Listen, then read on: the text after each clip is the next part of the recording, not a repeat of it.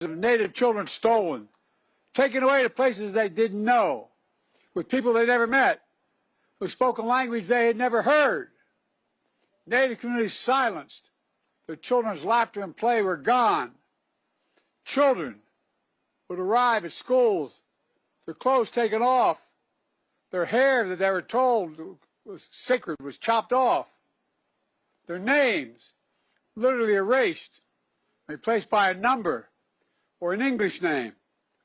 One survivor later recounted her days when taken away. She said, quote, "My mother, standing on that sidewalk as we loaded into a green bus, I can see the image of my mom burned into my mind and my heart where she was crying." Another survivor described what it was like at the boarding school.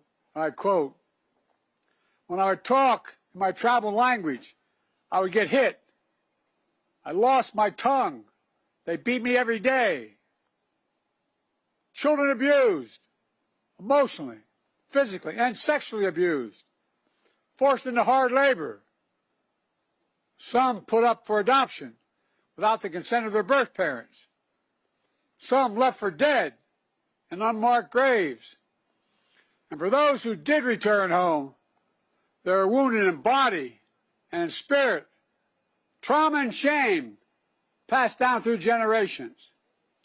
The policy continued even after the Civil Rights Act, which got me involved in politics as a young man, even after the Civil Rights Act was passed in 1964. It continued.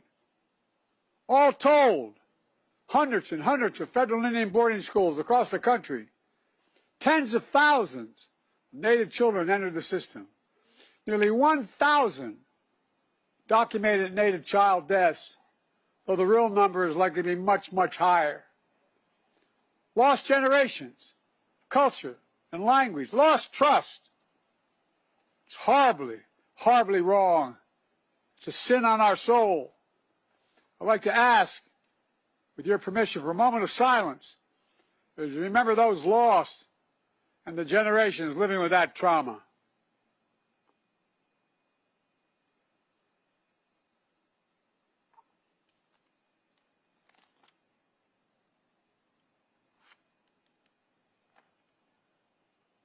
After 150 years, the United States government eventually stopped the program. But the federal government has never formally apologized for what happened until today. I formally apologize as President of the United States of America for what we did. I formally apologize. And it's long overdue. At a tribal school in Arizona, a community full of tradition and culture, and joined by survivors and descendants to do just that. Apologize, apologize, apologize. Rewrite the history book correctly. I have a solemn responsibility to be the first president to formally apologize to the Native peoples. Native Americans, Native Hawaiians, Native Alaskans, and federal Indian boarding schools. It's long, long, long overdue. Quite frankly, there's no excuse that this apology took 50 years to make. The federal Indian boarding school policy, the pain it has caused, will always be a significant mark of shame, a blot on American history.